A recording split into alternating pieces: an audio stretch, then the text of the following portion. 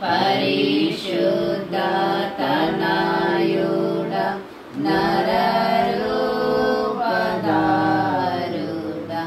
నరులను రక్షించు కరుణా సముద్రం నరులను రక్షించు నరులను రక్షించు నరులను రక్షించు కరుణా సముద్రం పరిశుద్ధ మధునాత్మ వరను లేడునాత్మ పరిశుద్ధ మధునాత్మ వరము లేడునాత్మ పరమానంద ప్రేమ భక్తులకిడుమా పరమానంద ప్రేమ పరమానంద ప్రేమ పరమానంద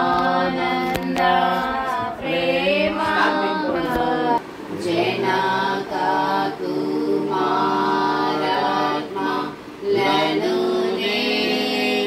దేవా ఘన మహిమా చేలును ధనర నిత్యముగా ఘన మహిమా చేలును ఘన మహిమా చేలును ఘన మహిమా చేలును ధనర నిత్యముగా పరిశుద్ధ పరిశుద్ధ పరిశుద్ధ ప్రభువా 59 నుండి 60, 61 వచ్చిన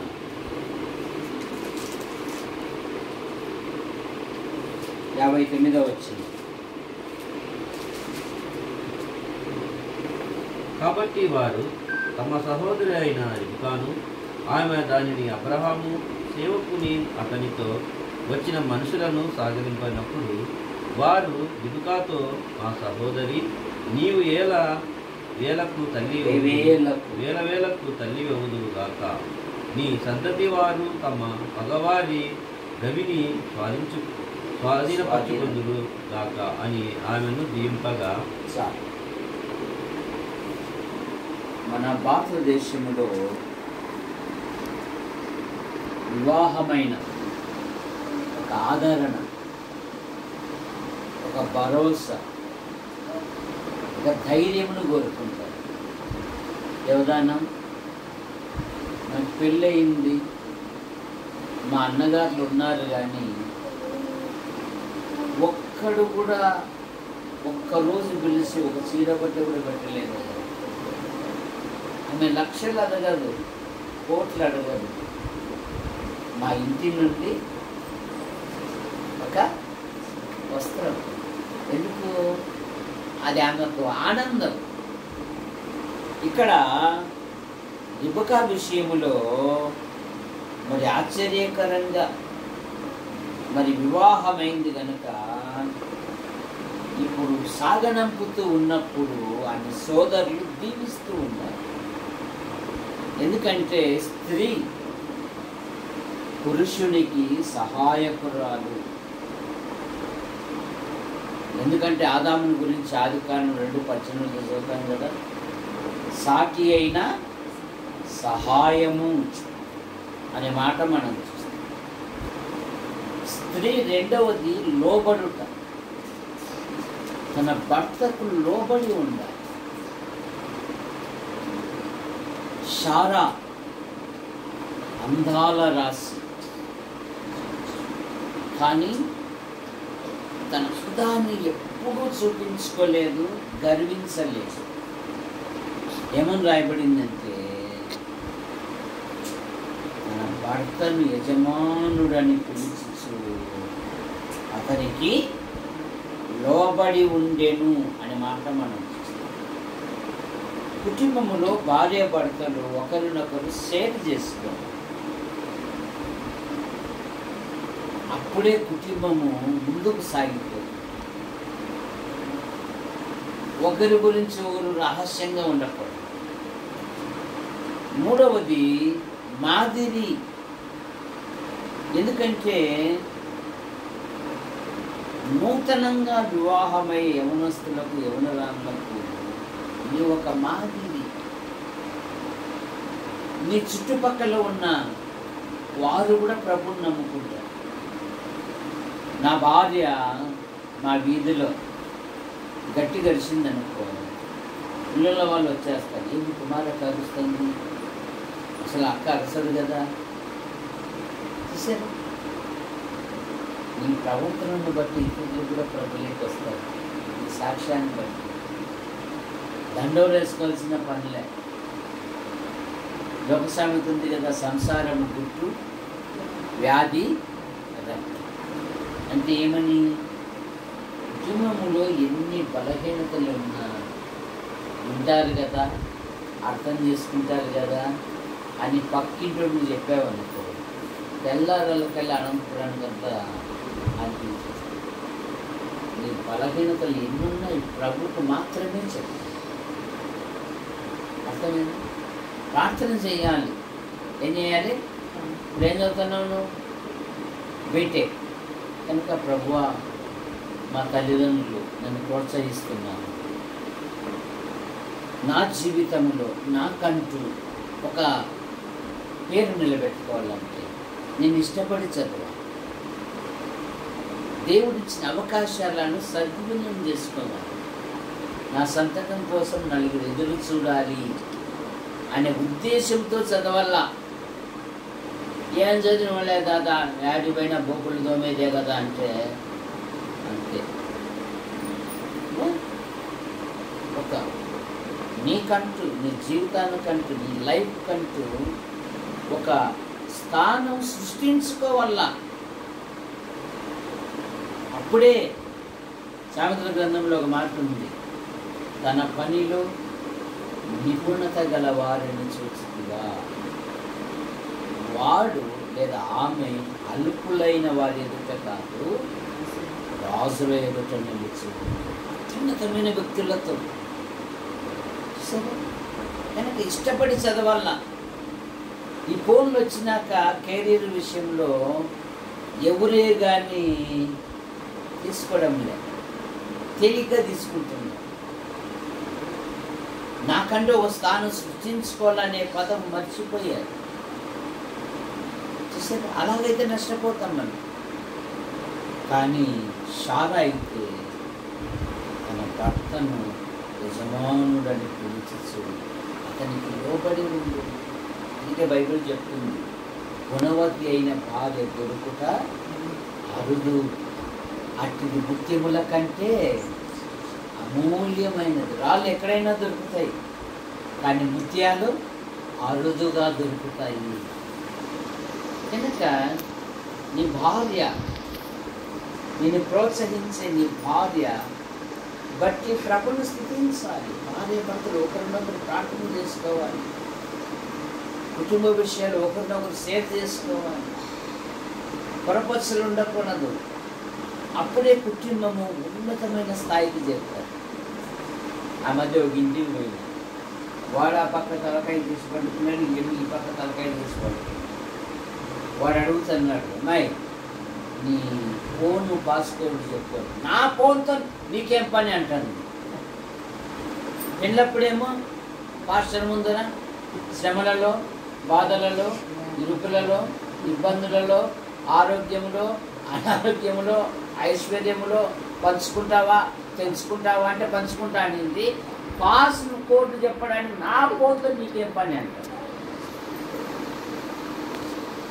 అలాంటి కుటుంబాలు ఏమవుతాయి, ముందుకు సాగవు. సరే, దావీదు కుటుంబము ఉన్నతమైన స్థాయి చేరడానికి కారణం ఏమంటే దావీదు ప్రతి విషయంలో దేవునికి చోటించేవాడు, దేవుని స్తుతించేవాడు, దేవుని గణపరిచేవాడు, దేవుని మహిమపరిచేవాడు. దావీదు కత్తి పట్టాడంటే సింహం ఉండే ధైర్యం కలిగిన వాడు కూడా దిగులవుతాడు. కానీ తన కుటుంబం కొరకు ప్రార్థన చేస్తున్నాడు. 2 సమూయేలు గ్రంథం 7వ అధ్యాయము 29వ వచనం. దయచేసి నీ దాసుడైన నా కుటుంబము నిత్యము నీ సన్నిధిలో ఉండునట్లు దానిని ఆశీర్వదించుము. యెహోవా నా ప్రభువా, నీవు సెలవిచ్చి ఉన్నావు, నీ ఆశీర్వాదము నుండి నా కుటుంబము నిత్యము నీ ఆశీర్వాదము. ఏం కోరుకుంటున్నాడు దావీదు? నేను యుద్ధ వీరుని కదా, నేను బలాసూర్యుని కదా, నేను ఇశ్రాయేలుకు మహారాజును కదా, ఇవన్నీ చూపించుకోలే. అదే 7:18 ఏమంటాడంటే 2 సమూయేలు గ్రంథం 7:18 దావీదు రాజు యెహోవా సన్నిధిలో కూర్చుండి ఇలాగ మనవి చేసి, నా ప్రభువా యెహోవా, ఇంతగా నీవు నన్ను చించుటకు నేనెంతటి వాడను, నా కుటుంబము ఏ పాటిది, ఇంత హెచ్చుగా చేసినంత నీ దృష్టికి కొంచెమై మానవులు పద్ధతిని బట్టి. ఎక్కడో గొర్రెలంటే తిరిగేవాడిని ఎక్కడ కూర్చోబెట్టాడు? అంతఃపురంలో కూర్చోబెట్టి అతుక్కుపోలే. ఏం చేశాడు? దేవుని సన్నిధికి వచ్చాడు. తన గతాన్ని జ్ఞాపకం చేసుకుంటున్నాడు, తన స్థితిని జ్ఞాపకం చేసుకుంటున్నాడు. నేను ఎంతటి వాడనయ్యా అంటున్నాడు. ఇదంతా నా బలము, నా అతిశయము అని అనలే. ఇంతగా నన్ను హెచ్చించుటకు నేనెంతటి వాడను, నా కుటుంబము. దేవుడు మనలను ఎంత స్థితికి తెచ్చినా కూడా యేసు ప్రభుని గణపరచాలి. ఎవరు గణపరచాల? మా టాలెంట్ చేస్తున్నారు, దేవుని కృపొస్తాను, యేసు ప్రభు దైవం వస్తారు, యేసు క్రీస్తు నామం వల్ల వస్తారు. మాకు స్థాపించాలి. రోజు ముగించుకొని వస్తున్నానంటే దేవుని కుమారుని దగ్గర కూర్చోబెట్టుకొని అప్పుడప్పుడు మాట్లాడాలి. అదే నేను పెద్ద పెద్ద గ్యాంగ్ స్టార్ల మధ్యకి పోతాను. ఒకసారి నా ప్రాణము కూడా ఆయన దేవుడు ఆశ్చర్యకరంగా నడిపిస్తుంది.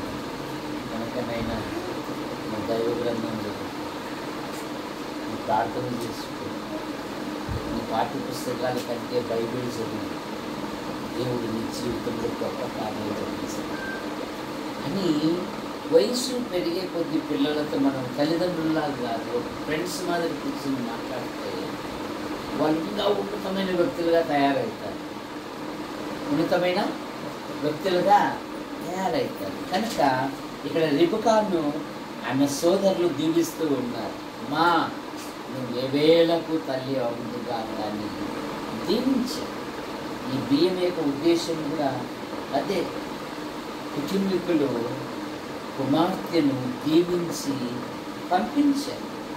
అందును బట్టి మన ప్రభును ప్రార్థించాలి. ప్రేమించిన మా తండ్రి, మీ నామాన్ని బట్టి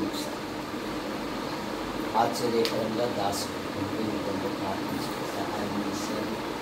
సంఘములో కుటుంబం కొరకు ప్రార్థిస్తూ ఉన్నాము. అమ్మాయిని బట్టి స్తోత్రంలో, శాంతమ్మ తల్లిని బట్టి, అలాగే అక్క యొక్క పిల్లలు బావను కూడా దీవించండి, అన్న కుటుంబాన్ని కూడా దీవించండి, పిన్నమ్మ కుటుంబాన్ని, చిన్న పిన్నమ్మ కుటుంబాన్ని కూడా దీవించి మేము యేసు ప్రభువా మీకు స్తోత్రములు. సుధాకర్ తల్లిదండ్రులు ఇదిగో ఇక్కడ నుంచి అమ్మాయిని బట్టి కూడా ముగిస్తుంది. అయినా మీకు వందనాలు చెల్లిస్తున్నాం. ఇక్కడ ఉన్న మరో అమ్మాయి మరి చదువుతూ ఉంది, ఆమె జీవితంలో కూడా మీరు గొప్ప కార్యాలు చూస్తారు. ఒకవేళ మీద ఎందును మనుషుల దయందును వయసులో, జ్ఞానంలో, విద్యలో ఎదుర్కొని ముఖ్యంగా దాసు తల్లికి మంచి ఆదరణ, ఆరోగ్యం దయచి అన్న కుటుంబాన్ని కూడా దీవించి సుప్రభావాన్ని మీకు వందనాలు చెల్లిస్తున్నాం. 7, 8 యాడిలో జరుగుతున్న వాక్యదాన్ని కొడుకులు దీవించండి. అనేకులు మేలు పొందినట్లు వీరి యొక్క వృత్తులలో, అనుదిన ప్రయాణంలోనూ వృత్తులలో ఉన్నతమైన పదవులు యేసు ప్రభు నామములో ప్రార్థిస్తున్నాం తండ్రి. ఆమేన్. వందనాలు.